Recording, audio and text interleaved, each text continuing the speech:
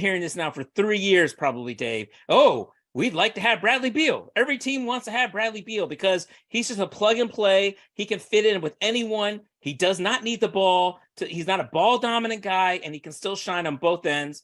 But he has a no trade clause, which means not only can he dictate which team he wants to go to, he can dictate what is going to be in that trade, because he can say, nope, that's too much for the team that I'm going to is giving up too much.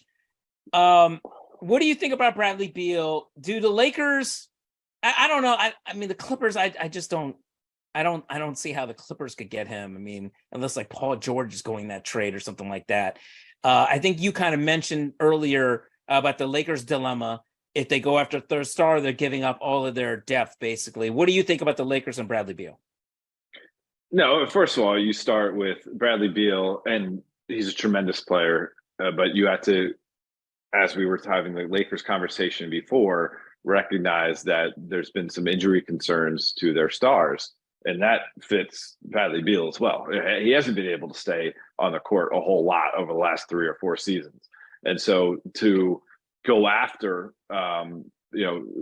someone like that and potentially strip your roster of pretty much everything else that you have is super risky. Beyond that, the number he's making, roughly $50 million a year, combined with Bradley Beal is a name, and Bradley Beal is an all-star or multi-time all-star, and Bradley Beal skill level is undeniable.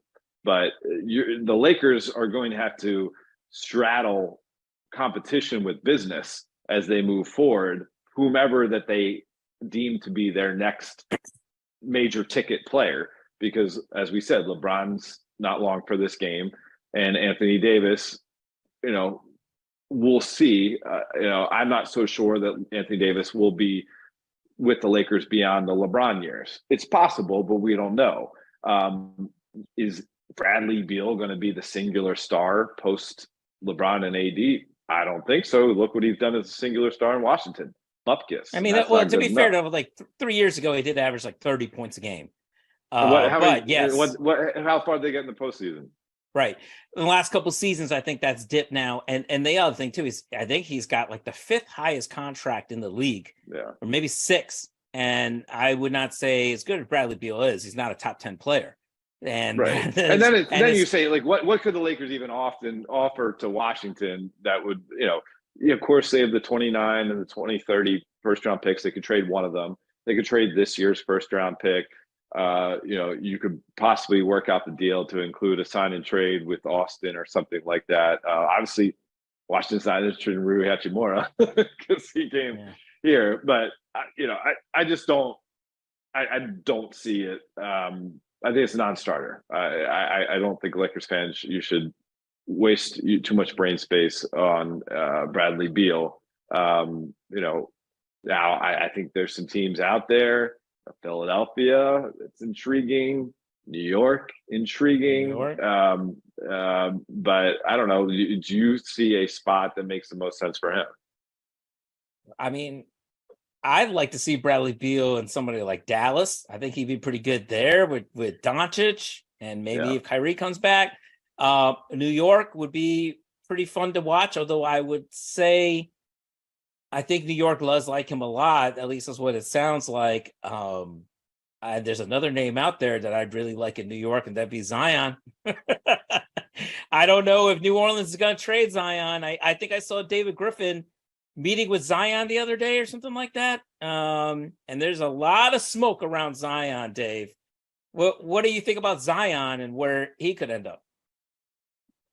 I do think that it would almost make sense for there to be a transition for the Pelicans to move away from Zion.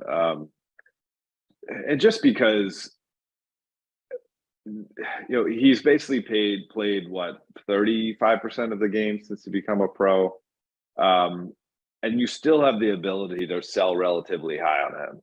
And that doesn't mean that I don't want him to become the Zion that we've seen at his best, or maybe not even necessarily that I don't think it's going to happen. But when you have all these other pieces that you're trying to sync up on a timeline, and then you have the wild card that you're trying to fit in there. How many seasons can you sacrifice just waiting around for him to be there versus Right. you can go make a deal, get some pieces that can help you in the moment. I proposed a fictional trade using the trade machine for ESPN.com. Maybe you call up Atlanta. Atlanta, obviously, they have stagnated a bit since their Eastern Conference Finals run a couple of years ago. You could send off John Collins, Onyeka Okongwu, your first-round pick this year, Sacramento's first-round pick next year, which, based on the Kings' record this past year, shouldn't be too high of a first-rounder. You're probably talking in the 20s. New Orleans then can play John Collins in that spot. John Collins has, been pretty reliable these last two seasons, played about 130 out of 162 games, 164 games. Okongwu is an upside type of guy you take a chance on. Another switchable, lengthy guy, add to the Herb Jones, add to, the other guys you have on that roster, and, Larry Nance and, and Brandon Ingram. And then those two first rounders, while neither of them being like a coveted first rounder that, say, the Portland Trailblazers could offer this year to get them, you can package them and, maybe you get that other piece. It's a multi-piece play here. Obviously, I don't know. I think at some point, the New Orleans fan base won't be on his side anymore. And you don't want that for a guy. We've seen it, Markelle Fultz in Philadelphia.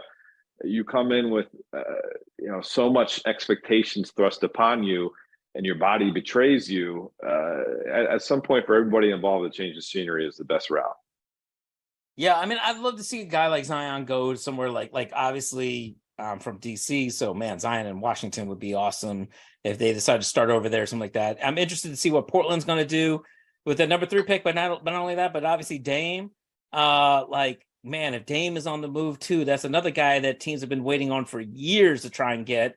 I mean, like Dame or Beal in Miami would be unbelievable. Like seeing how much, Miami's right there. They need a scorer, a consistent elite scorer. And if they were to get one of those guys, I think Miami's another team's been linked to Beal. That was certainly. Swirling about Zion Williamson.